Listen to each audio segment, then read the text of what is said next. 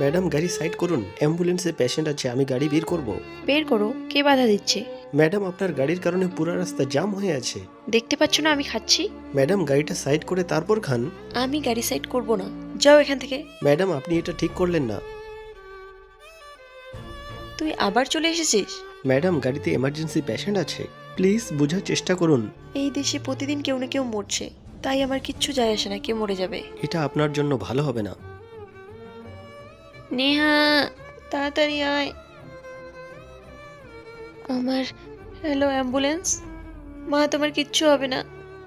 কি হলো, গাড়ি দাঁড় করালেন কেন? ম্যাডাম সামনে জাম। আপনার গাড়িটা একটু সাইড করান, আমার মা খুবই সিরিয়াস। এই দেশে প্রতিদিন কেউ না কেউ মারা যায়, আমি কি কারো ঠিকা নিয়ে রেখেছি? Sorry madam. মা।